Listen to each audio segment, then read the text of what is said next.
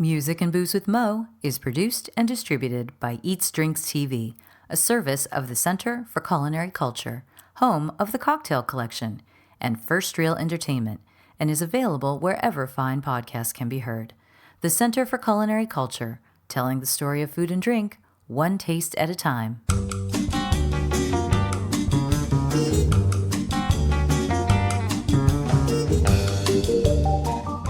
Welcome to Music and Booze with Mo. I'm Mo Herms, and I've worked in the music industry most of my life, so have met some pretty amazing musicians over the years. I also love a good cocktail, and I've encountered some really interesting bartenders as well. It seems that there's a lot of crossover, so when I can, I like to talk to musicians and bartenders about music and booze. Join us at the bar, won't you?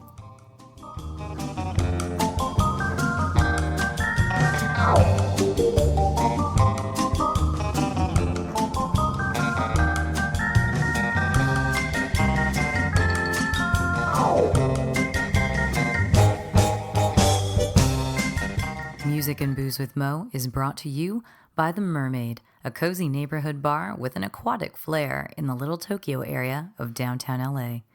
Open 7 days a week, featuring tropical cocktails and snacks, The Mermaid also has a daily happy hour from 5 to 8 p.m. Follow The Mermaid on Instagram at TheMermaidLA to hear about upcoming events and check them out at TheMermaidLA.com.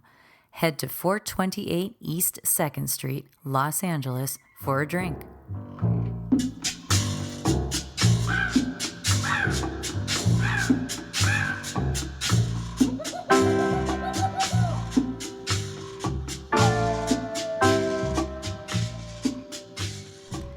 Welcome to Mo's Tropical Summer. As any regular listener knows, every summer I get to talk with people from all over the world, actually, who work or own bars with a bit of a tropical bent to them, and this summer is no exception. So sit back and relax, mix yourself a drink that has lots of fruit juices, rums, and maybe even an umbrella, and enjoy tropical summer.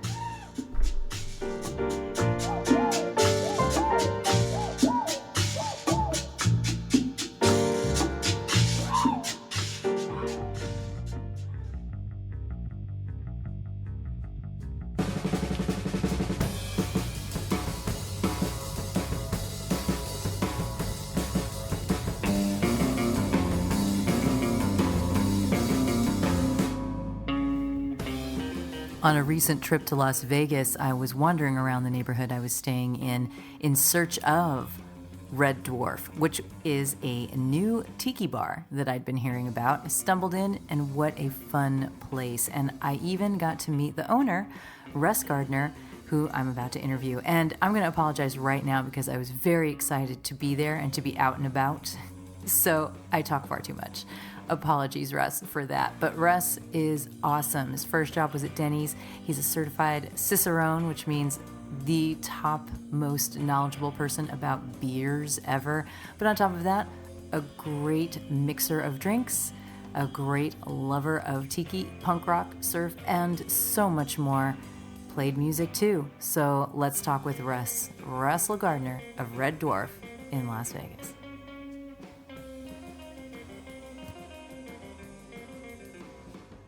Now we're recording. Now okay. We're official. Introduce yourself. Introduce yourself. You're the owner of? Red Dwarf. And you are? Russell Gardner. Mm-hmm. We're a punk rock tiki bar. Yeah. And what got you into this? How did you?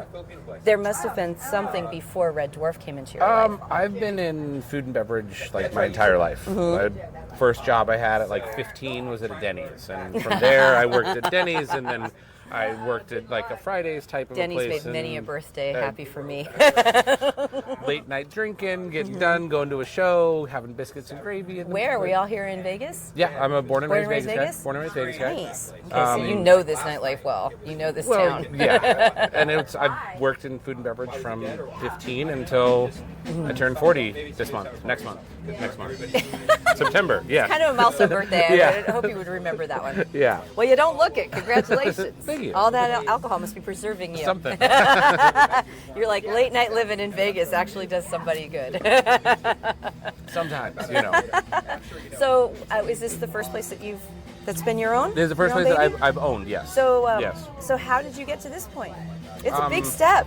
Well, so, again, like, growing up in Vegas, going to bars since I was 15 onward, I've started going to bars in Vegas when I was young, too. I'm from San Diego, but we knew we could drive out You here. can come out here and go to bars, yeah. I'm like, what? We're going to El Cortez to gamble at age 16, and they'll bring us drinks? I'm down. Exactly.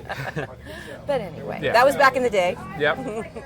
So it's kind of one of those things, like, I always go out, and there's places that I like to go, and like I have my favorite bars in town. Are they still around? Still around. What are some of your favorites in Vegas that you Double still... Down, classic, one of my favorites. I was hanging out with Moss yesterday, and he's busting my balls of like, your bar doesn't have smoking and it doesn't have gaming, no fun. And I'm like, no man, like it's just different, When we walked in here, my husband was like, this is like a cross between the Tiki T and that, what's that dive bar with the toilet? And I'm like, Double Down. There you go, yeah. Yeah.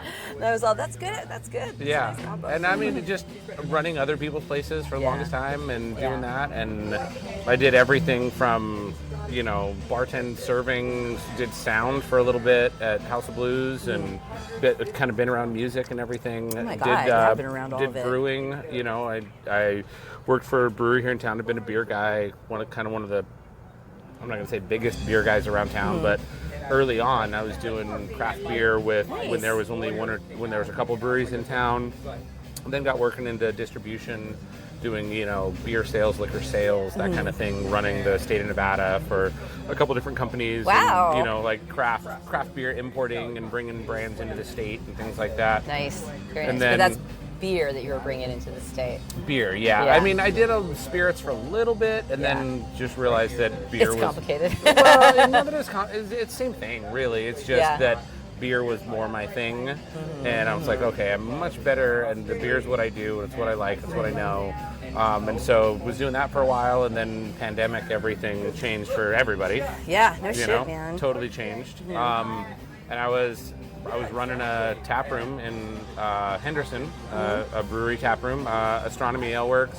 My buddy Matt's the owner, and I was, working there, and I'm like, man, what am I going to do? I've always wanted to open my own bar, and always thought I was going to have partners or have to take out a massive loan and all this crazy stuff. And then I just kind of, one night I was talking to a friend, and they're like, why don't you just do it yourself? And I'm like, I don't have that much money. And she's like, well, how much money do you really need? And I'm like, I know, it just depends what you're wanting to do. and I'm like, I don't know. So I started putting pencil down on paper and started looking, and I was like, oh, okay, like maybe I can do this. And then it was that scary part of just like, do I take the dump? Like, who needs a retirement? Who needs savings? Well, I'm sure you've talked to enough people who've told you, give it a couple of years, and then you start to make money. Yeah. I mean, it'll start coming in, and this operation you have is like, it's simple. Simple is not simple, but I mean, some people go real nuts when they open up a bar, right? And that, I mean, all you bars can have... definitely go nuts, You for can sure. definitely go nuts, and you can definitely go down some holes. But this is something that is like, it's... I don't want to say it's basic, because it's not basic. But this is like simple. You walk in, it's not pretentious. You know exactly what's happening in this bar, and it's good vibes right when you walk in. And I've found, anyway, bars, like what people want is they want that third place. They want that place that's not their home and not their work. Where can they just go and chill out, listen to good music, have a good drink? And you've made this. This is not intimidating at all, and it's welcoming and fun. And I think that's part of like the biggest thing is that I don't think I've ever wanted a place that's, this super fancy, crafty cocktail bar where you walk up and You're not looking for your Tales of the Cocktail nomination. But I mean, I love those bars. Don't get me wrong. I love those. Totally but love I know, those bars too. And some of the drinks here are that same level yeah, of drinks. We'll get into that. But it's not done the way of like, okay, well, the person's wearing a tie and you have to make a reservation, and it's like, no. I think that's super important because there are so many people who do want to come in and have a nice drink. In Vegas, their cocktail game is like crazy and has been for quite a few years now. Wasn't for a long time, as we know, because You head to the Back strip in and the you day. see those Yep, yard locks. Yep, exactly. Yep. I'm like, are we in New Orleans or we in Vegas? And those still exist. And they're, I saw plenty of them last night when I walked the strip. I was just like, oh, look, they're still there. There's somebody that thinks that there's a lot of booze in that. Yep, exactly. Did you get a slushie at 7-Eleven? Pouring in something fancy? But you can still walk into a place and feel, to me, I feel like, where's the place where you can bring a first date and not be intimidated, or you can just go like with your friends and just like have a great time and not feel intimidated. That's the thing. But if you like a fancy drink, you can get them. And that's why when I came here and I had that gin drink with this, which is the humu humu fish. Nuku, yep, the fish. Can you say the whole thing? Humu humu nuku nuku apua. I really need to train myself to say that. It's Either so beautiful. You can say it or you cannot. I don't think there's a middle ground I in always there. just say, can I get the humu humu? Yeah, the humu humu. That's it. That's all you gotta say. Oh, it's delicious. Yeah. Such a delicious drink. And I was just like, this is way better than I was expecting. Yeah, not like I was expecting garbage, but it was like it was like a delicately balanced drink. And I'm all, this is like you were saying, super pro. So who creates the drinks? Is it a team effort here? Or I know you've got your own painkiller here. Yes. So the house menu is all drinks that I've come up with or classic spins on classics or classics. Yeah. You know. And then our seasonal menu is very it changes with everybody's input, everybody's help. Like I'll have one or two drinks I'll put on, another bartender will have another drink or two, another bartender will have a drink, and we just kind of go through and even if they have an idea, they're like, oh, I want to do this, but it's not quite right there. We all sit down together and hey, it needs a little more citrus. Yeah, you do the R&D together. Exactly. You know, and we enjoy a beverage together. You Oh, know. of course. Yeah. That's what it's all about. That's what it's all about. So that means if you're coming up with these and you just sat there telling me all about there's a red ant coming your way, all about your beer time, obviously you've got a lot of experience in the cocktail world too, because creating drinks like this, especially when you've got a tiki bar, is not easy. Because, I mean, tiki drinks notoriously have like 1,000 ingredients, right? In fact, I have said this so many times on the podcast, but I have a good friend in New York who's always been a tiki guy, but New York doesn't really support tiki that much, so he kind of... different when you're in that big giant city and they have a different vibe Different vibe. Different vibe. But he's always loved those, and I remember him saying to me, well, if you think about it, Don and Vic, the early tiki guys, were the first craft cocktail guys, because they were blending rums. They were using like 14 or 15 ingredients. Everybody else is doing like, here's some bathtub gin, and here's something to make it not taste like bathtub gin, and here's your cocktail. No crime against that. Yep. But these early tiki guys were the first craft cocktail guys, because they were like, if you free pour this, you will fail. This will not taste right. So here you are, a beer guy, self-proclaimed beer guy, who's crafting wonderful cocktails here. So where did you get that from? What was your cocktail experience that you learned all that? Well, I mean, I've always been... It's not easy. I've always been working in the industry. You're not just a beer guy or just a cocktail guy. True. You're doing both a little bit. Yeah. And part of that, as working as a bartender or even as a server at certain places, like you have to know your liquors and your spirits. Yeah. I've always been a tiki guy. I've always liked tropical drinks, like just always have. And it's funny. One of my friends that's actually here for brunch today for the first time for brunch. I remember when I was talking to him about this concept, and he's like, so basically you're opening a bar that is yourself. It is 100% you as a bar. He's Right? like, it's a little bit punk rock, That's it's a what my little friend bit, said it's a little too bit with us. rockabilly, it's a little bit tiki, it's just a little bit of these things. Yeah. And That was he's like- ours. They're like, it's a rock and roll cocktail dive bar. And it's like, with mermaids. Yeah. Yeah. And that's what it is. Which is perfect. And the people that know me and that had been to my house before I opened this up, they're like, oh, so you basically just took your house and built it into a bar. That's awesome. And that's I think one reason where you're saying it's genuine. It feels non-pretentious and Absolutely. and changing, where it's like, Yeah. yeah. So where were you at when you felt like you had nailed this craft thing? I mean, were you working? You were working bars here, I'm guessing. So I was doing like not beverage director, but I ran bar programs for a beverage group Wow. before I got into the distribution thing. Oh, And wow. so That's kind of a big deal. I did beer education for them. And then when I got into the distribution side, I was doing like beer education for the entire state. Anybody that was doing, if you wanted to have a beer program or a craft beer program, I'd train all your staff and do all that kind of stuff. But that also came with, I was doing craft cocktails for these same venues that were craft beer, craft cocktail venues. You know, putting that all together and then doing that. Hey.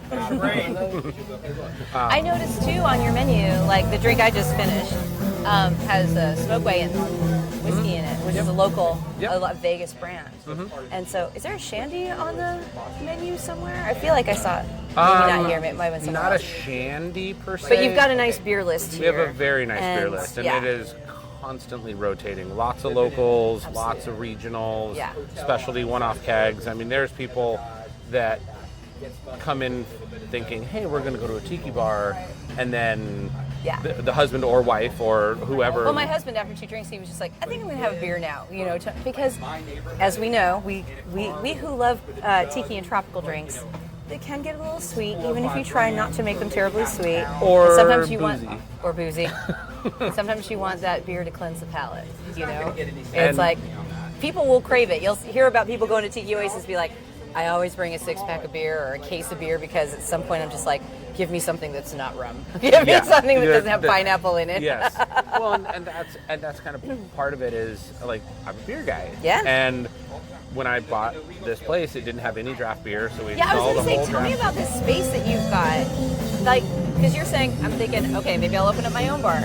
And you've got this really nice space. How did this fall into your lap? It didn't fall into your lap, I'm sure. This was not a very nice space when I took it over. Well, of course not. Not at all. Of course not. And you're next door to like Sabor Latino, which I walked by and I was like, oh, I think they have Colombian food in there, which is my family. Well, Colombian, Mexican. Oh, it's a Pan Latin. Okay, I can eat in there. Yeah. And then there's pigeons outside and there's all this. I'm like, this is proper because this is like you're probably fighting the cockroaches on it daily. So it's an interesting thing. But I love it. If you ask some people that are newer to Vegas or whatever, they're like, oh, that's a really rough part of town. We're a mile and a half from the Arts District, which is like poppin' new happy place where everybody's got beers and cocktails everywhere. And also where we're staying is Paradise Palms, which is like the mid-century neighborhood. Yep. Which is like if Palm Springs had like a dirtier little brother. Yeah, exactly. Which is like a 20-minute walk. It's just across the street from here. But Vegas, though, you've lived here forever. My husband and I always joke around, Vegas is full of zombies. Everywhere you go, there's like somebody wandering around the street who's probably got a meth problem or something. Yes. I'm from San Diego. We're not that much better. This area is kind of that.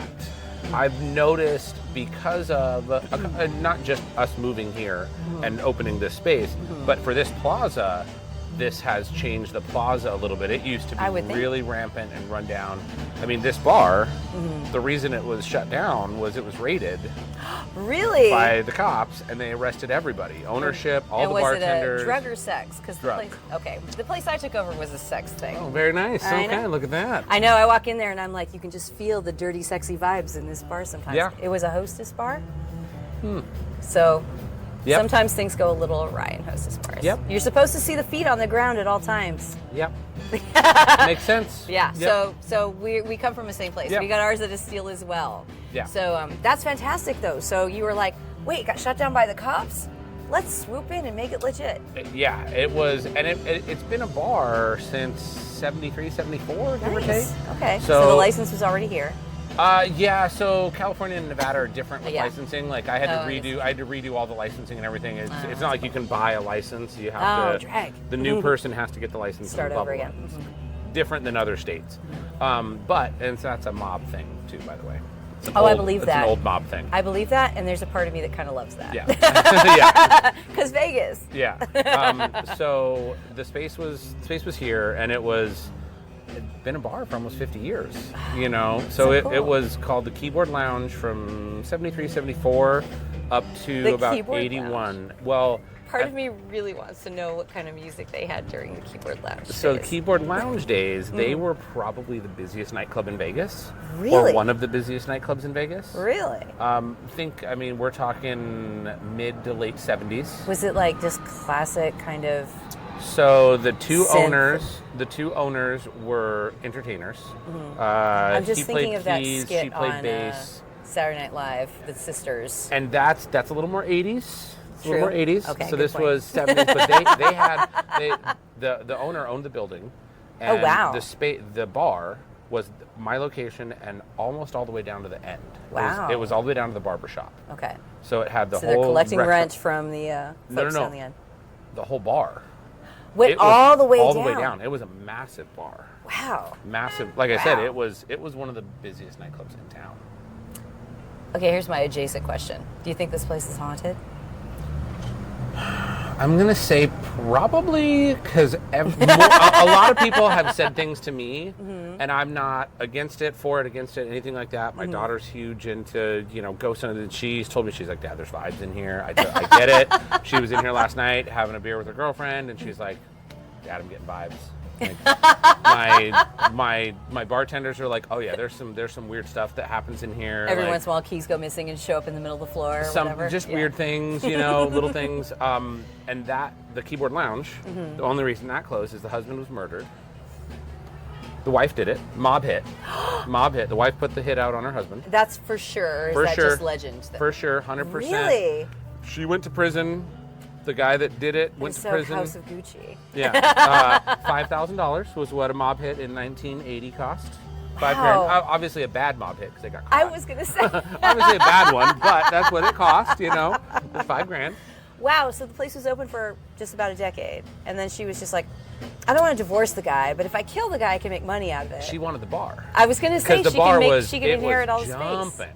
And so, and she ended up going to prison, and then it reopened in '81 as the Smuggle Inn. Smuggle Inn. The Smuggle Inn. That's kind of a great name. And so the Smuggle Also Inn. sounds dirty. Dirty. It was a little bit nautical. Wasn't tiki by any means, but it was But- like at the time. But that's a 80s, early 70s, early 80s. 80s was a nautical-ish kind of a theme. Well, Yacht Rock. Yacht Rock, exactly. And so it was the The Smuggle drinks Inn. must have been very colorful at that time. So I've seen old menus. It Yeah. was very heavy wine. Oh, well, that makes sense. Lots too. of wine. They had like a full scratch kitchen in the back. They made their own pastas. They were doing their own sauce. Like they were doing. That's like the tail end of the swinger kind of era. Yep, So that kind of makes sense to me. Makes sense. No women wore bras here. Oh no. Well, also you have to kind of think back a little bit. So the Paradise Palms neighborhood that you're talking Yeah. about in the 70s, that was the neighborhood. Oh yeah, the house that we live in, that we live in like a couple times a year because it's our friend's house. The guy who designed it lived there, and he had the aging Rat Pack come to visit, but Esquivel was a neighbor. Yeah. And he talked about how Esquivel would come over, and they talked about the parties they had and the bars and all this stuff. And that was like 70s, early 80s. Yeah. House was built in like 68 or something like that. Exactly. And so another thing, the first high-rise in Vegas was built in 77 at the Wow. Vegas Country Club. The Vegas Country yeah, Club is yeah. across the street. I mean, people walk from the country club. Yeah. They're like, that's a 5-minute walk to walk across That was the from their first house. high rise? That was the first high-rise in 77. Wow, that took And a while. so it took Vegas, Vegas, they yeah. went built out and didn't Yeah, go it's up. true. So that was the first high rise. Wow. And the country club neighborhood in the 70s was where all the VPs of the casinos Yeah. lived. If you didn't live in Paradise Palms, Then you lived you over lived there. in the country club. Yeah. So this bar is right between It's the right two. smack in the middle, It's in yeah. the middle of both of them. So this was the bar. That's so cool. You know, so.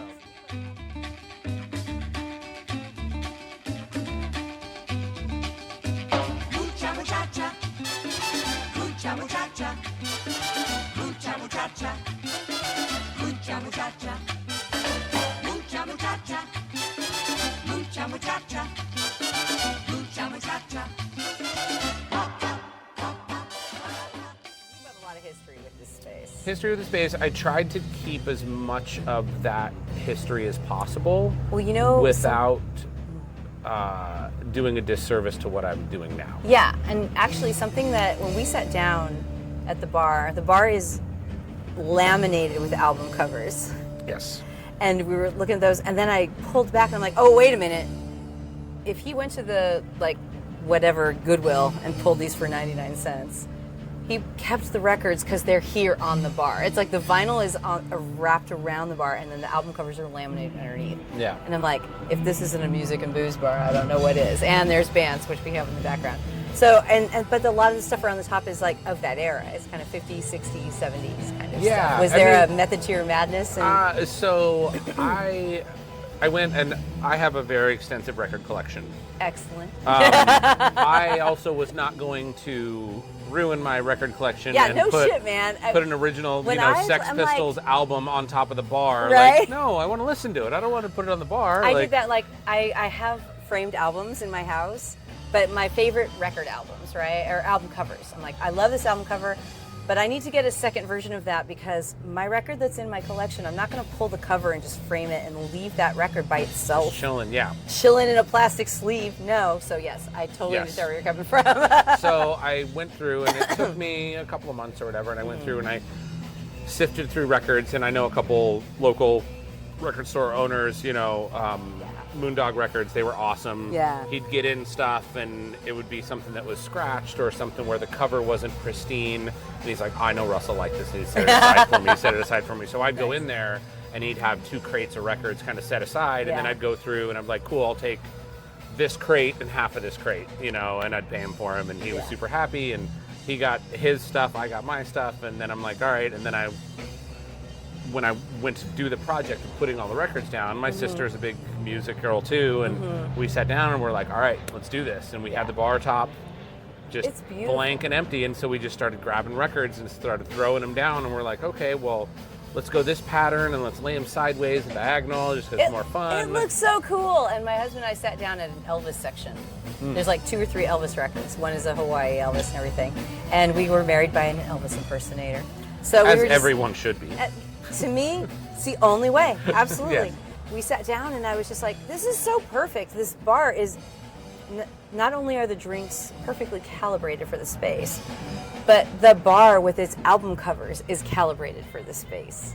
And I'm sure you didn't think that because, as your friend said to you, you just took yourself and put it in bar form. Basically, yeah. Right? Yeah. So all those records, you put those covers down there, and did you just take the records and just staple them around the bar afterwards? I mean, a little more involved than that, but basically, yes. But, okay, so you got this space, and you decided, I'm going to make it a live music thing, too. And that's kind of daunting to have. We have entertainment in our bar, but to decide we're going to be a punk rock, surf rock, etc. So you book everything. Yeah, so I was booking everything for a little bit. Now my girlfriend Natalie is she's been in the music industry a long time. Nice. I've been doing a bunch of stuff. She's like, babe, I want to help out. I want to do stuff. And I was like, perfect. Book our bands. Like, you know what you're doing. Cool. And I'll still book bands because I still know people. And yeah. Born and raised Vegas. I played in a band. I was in a punk rock band. What'd you play? Drums. I actually played with the Swing Factors. Shut up! Everybody in this town has played with the Swing Factors. Yeah. So tell me about your band days, though. I mean, if you started playing, when did you start playing drums? I played in like junior high and high school, but then in high school. That was for yourself, just because you needed to pound shit out? Yeah, well, like I was like, I want to play drums, whatever, Drums are fucking awesome. Okay, and you'll know this as a drummer. Drums always get the worst memes about band members are always about the drummers, right? Always, yeah. The drummers need to keep the beat.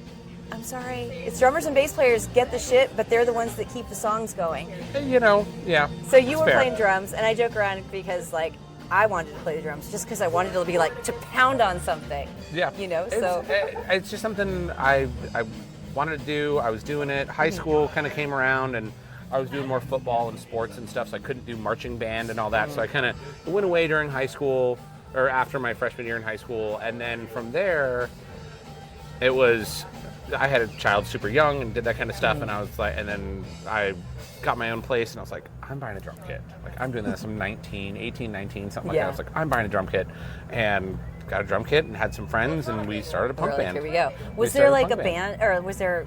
Yeah, what made you want to play drums? Was there like any song in particular, any band that you followed? I can't say. I mean, when I was just a little kid. I mean, when I was like 4 or 5, you were like banging on plastic, pots and pans and plastic and stuff. I remember getting like a little drum pad machine one year for Christmas when I was like. And it was a total like Radio Shack version, probably, right?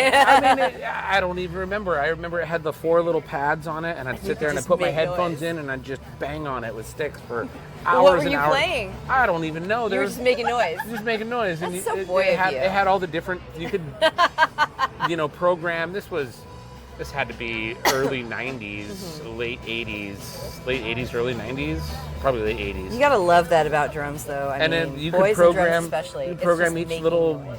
pad for a different sound, and I'm over there just making beats and sounds, and it was. Well, now yeah. that you're a bit older, you've got to Yeah. have some drummers that you look to and you're like, that's a good fucking drummer, man. I mean, there's got to I be some always, people out there. whenever I'm at a show, at a concert, like Yeah. I'm always looking at the Watching drummer. the drummer. Always. you So, know. what are some songs now that are like, yeah, I listen to this because that drummer is fucking awesome? That's tough. You got to man. have some. I mean, I got my husband sitting in there drinking beer who's a huge Dave Grohl fan. So And I would honestly, say I cannot just.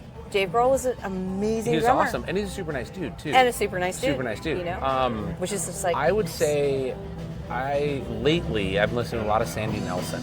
Really? Yeah. Oh, wow. So, and he recently passed away, but he lived in Boulder City, which is I didn't know that. 15, 20 minutes from here. Yeah. Yeah. And So you feel that one of hometown his very good friends is a good friend of mine. Age gap, completely different. Yeah. Friend is my age, my age, and friends with Sandy Nelson. But he kind of was a little bit of a caretaker for him in his later years, and lived in Boulder City, out in Henderson and stuff. And so knew him and got to talk with him on things. But Probably heard some great stories. but also like when he split off from the Ventures and did his own thing and like Teen Beat and that kind of stuff, where it's just like it's music of like him like playing drums and Yeah. just like it has a guitar and it has sax and stuff in it, but it's just this cool garagey surf swing feel, and it's just awesome. Just makes you happy. Musicianship, yeah, it's just great, Well, you've got right now. I mean, you have this space, and what kind of bands do you usually? I mean, we're here. We've got a surf band right now, but it's surf brunch, yo. Surf brunch, Which I exactly. love that. That's a thing. when you texted me or sent me the email and said, "Oh, come on Sunday, it's surf brunch," I told my husband, like, "It's surf brunch." He's like, "Fuck yeah!" Yeah, that's what you got to do. Yeah. I was like, "That's easy enough." But you've been doing some booking yourself. What kind of bands are you looking for? And So- are you picking for this space, or are you just doing what you want because it's your bar? A little bit of both. Yeah. I mean, the space has its own feel to it, and does. we don't want to go outside of that Yeah. too far in any direction. Yeah. Because then it kind of loses the identity of what we're doing. But at the same time, we are a venue for bands to play at, and so we have Warsaw Poland Brothers playing here on Thursday, ska, Yeah. old school ska, and then and that's cool because that's a band that's been on the road for 40 years, Ever. Yeah. 30, 40 years, Yeah. and they played here. They're like, this place is awesome. Like, we will play here every time we come It's to a Vegas. great space. Well, great space. the sound is really good in the room. Oh, so my because- husband works in sound in Hollywood on TV commercials, and within seconds sitting down, he's like, "The sound in here is really good. I'm going to put some napkins in my ears." And I was like, "Excellent!" So he right away was like, "This sound place is great in here." it's so. Well, some of that has to. You're a musician. You Well, understand so that. I'm a musician when it comes to the sound of the speaker placements and all that kind of stuff.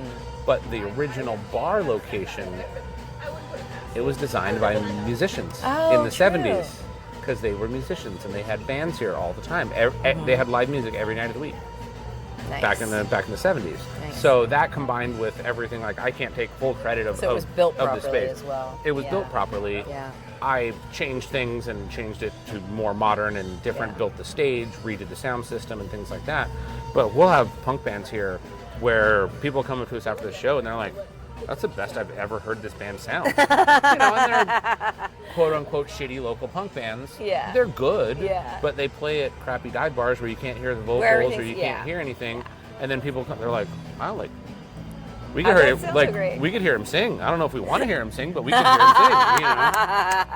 And we do punk and we do rockabilly and we do blues and we do this Yeah. tiki surf punk and we've done folk and folk punk and Well, what do you listen metal. to when you're at home? Because obviously you love all of these things. So what's on your playlist at home? Okay. You know. So it's okay. Maybe I should ask you this: if you weren't bound by the vibe of this bar, which is great and all this stuff, if you could book anyone you wanted, do you have like a dream? Like, I don't care if this crowd digs it or not. This is who I want to play in my bar. No, I mean there's been a couple things. Like, it's funny when it comes on, just part of it's like childhood, how I grew up, like Oh, totally. Buck 09, old ska, like San Diego, I was gonna say, I told you SoCal I'm from ska. San Diego Yeah, originally, exactly. right? They're- My brother was playing in bands in San Diego at that time, like early 90s, and so he knew it's, those guys. It's like one of those things like comes on, I'm like, man, I was like, makes you I would happy. do anything to book these guys. Like, I don't think they're playing anymore. They're not touring I don't around. think they are. But it'd be one of those things I'm like, fuck yeah, like that'd be fun.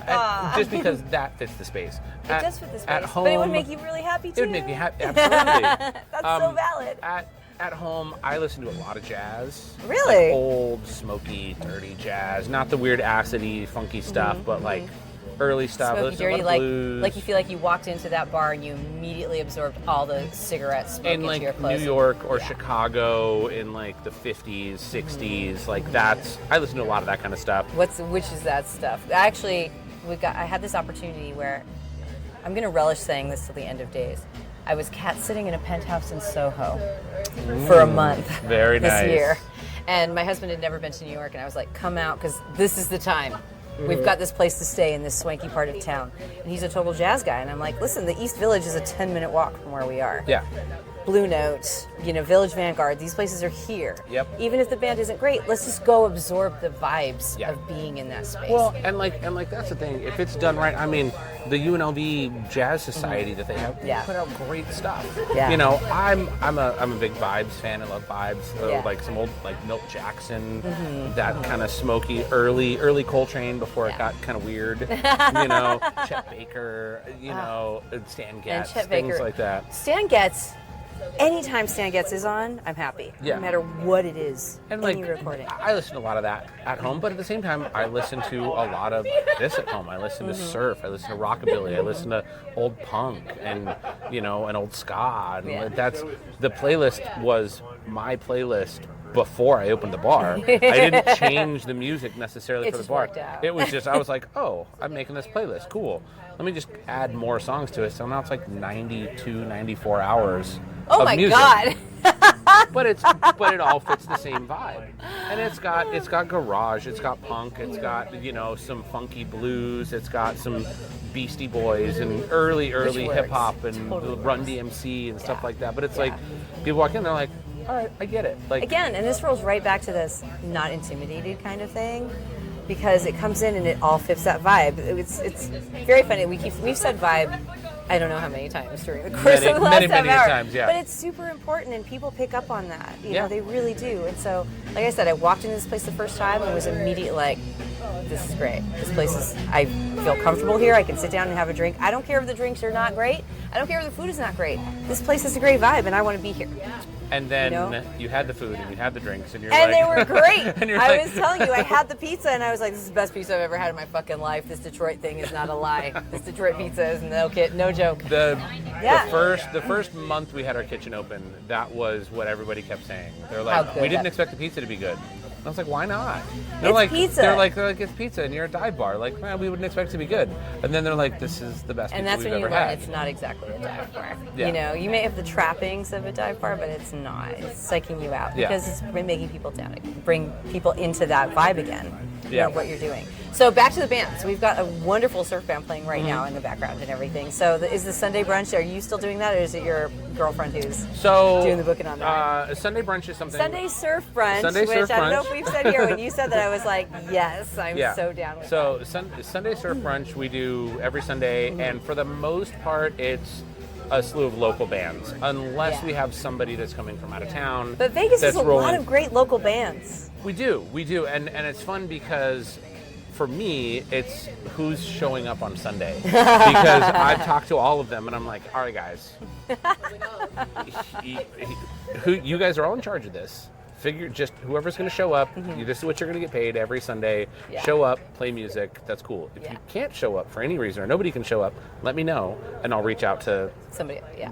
a couple other people that maybe not in this. Mm-hmm. And if I get somebody from out of town that's coming through Vegas, they're playing Friday, Saturday, Yeah. and they fit for a Sunday gig, it's just a little bit of extra there. money in their gas tank, pizza, some drinks before they get back on the road. Mm-hmm. Yeah, totally, You know, totally. and the bands have really liked that, and we had a really awesome they're out of LA, Los Bacalolos. Oh yeah, mm-hmm. Yeah, they were here a couple weeks ago. Yeah. They played Saturday night, and then they Somewhere played, else, They yeah. played they played Friday night with another punk band, and so they played like a punky kind of set that was awesome. And then they played surf brunch, and it was packed. It was awesome. It was. It's a great crowd in there too. They're For like they're good people too. 1 o'clock on a Sunday afternoon. Yeah, that's what we're It's doing. wonderful. Do you ever get to play with anybody anymore? I'm getting back into it a little bit. Yeah, The last time I sat behind my drum kit was when I had just installed the PA. Yeah, test it out. Test Bring everything your friends out. in. Have a little jam I had session. some friends, had a little jam session, had some singing, had some stuff, had some people sitting out there that could hear everything, and I'm like, okay, do we need more? Do we need to move this? Do we need to change this? Let's put things where they need to be. Yeah. And they're like, no, like this sounds great. Like sounds great. So Awesome. I love it. I love it. So, well, this is probably a good place to wrap things up and have, tell people what's your Instagram, if people should follow you, where should they get the most current info, when should they find out when D&D night is? Yes. So much fun. Which I love that you do that. It's like, what, twice a month or something? Twice a month, yep. Twice a month you guys do some D&D as D&D, well as... it's so appropriate. It's not like what you would normally think of D&D. It's like show up to a bar, drink some beer, bring some dice. We give you everything else. We will tell you the story. You might be competing against your friends next to you at the bar. You might not be. You're just playing and having a good time. It's so great. And see, that's another thing that brings it to like human level. Yeah. It's not pretentious. How can it be pretentious if you got fucking D&D happening there? That is like an equalizer to me. D&D's here? Oh, all are welcome. Oh, cool. All are welcome. We've got that. We've got burlesque. We've got That's other right. I bands, did see you DJs. just had a burlesque night too. So there's tons of shit. So where should people find all that out? If they want it? So you have our website. It's reddwarflv.com. Our Instagram is reddwarflv. As well. Facebook, Red Dwarf LV. All the above. And if All the anyone above. wants to follow you, are you to the public, or do you let your bar social media do the talking? The bar social media does most of the talking. I'm not going to lie. I haven't checked mine very much, but mine... That's super smart of you. Yeah, like... I love that for well, you. so I will say this. I did not have social media of any kind ever. Oh, hold on. I had MySpace back in the day. My band had MySpace. No. I was going to say you're a good person. We all had MySpace. I had Friendster. So... and then the MySpace. Want me to tell you something even weirder? Your MySpace page is still there. Oh, I know. I'm sure. I couldn't get into it anymore to make it go away. At some point, everything. Even if you want it to go away, it won't go away. It's still there. This is one of these. It's still there. These just internet discussions. How anything you ever put on the internet It's is staying there forever. Forever. Yes. And I'm actually okay with that because I always treated the internet as like I've never been a personal. I'm just like, here's a cool picture I found. Yep. So if somebody wants to dig up my MySpace, they're going to see a picture of cats wearing Rick James wigs. Which is pretty awesome. Yeah, that's how I If brand someone digs myself. up my MySpace, they'll find some old punk rock picture. Probably pretty big mohawk back in the day. I had the mop hair for a while. Nice. Yeah, playing some fun shows. I'm down with that. Oh, good. See, fun shows. There we go. All right. Well, cool. Well, thank you so much for taking the time to talk to me about this place. I'm so excited that Red Dwarf exists, and it is just perfect to me. No, thank you. The vibe is fantastic. It's been great chatting with you. Yeah, no, totally. And you've only been open for how long? 7 months. 7 months. So this is 2022. You guys opened end of December. End of December of 2021. Yep. May you be here for a gazillion years. Good luck to that. Hope Thank so. you. Thank you.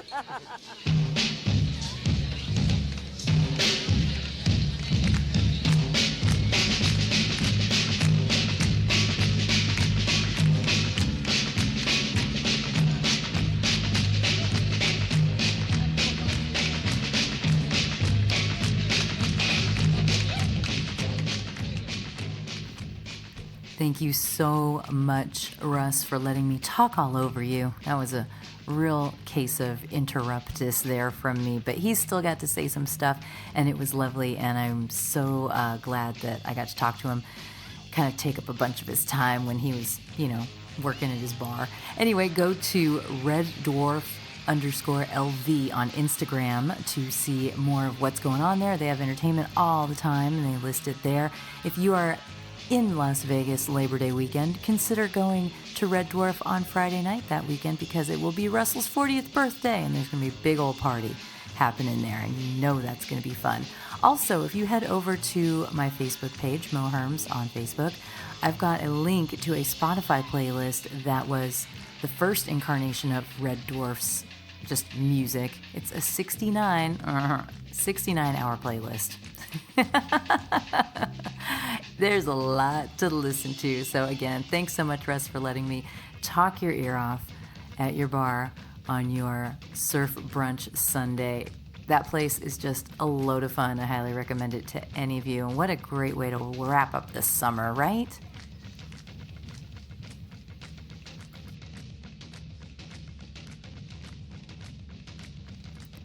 Music and Booze with Mo is brought to you by Barkeeper, a head shop for cocktail lovers, located at 614 North Hoover Street in Silver Lake, Los Angeles. Stop by for barware, vintage glassware, a carefully curated collection of spirits, and one of the most impressive selections of bitters anywhere. Follow them on Instagram and Facebook for information regarding spirits tastings. That's barkeepersilverlake.com, and also in the Virgil Village neighborhood of Silver Lake, Los Angeles. Thank you for tuning in to our barroom chats on Music and Booze with Mo. For more info about today's guest, or if you want to connect with me, check out my Facebook page, Mo Herms. Please subscribe to the podcast and feel free to tell all your friends about it. While you're there, give the show a rating and a review. It really helps to get the word out.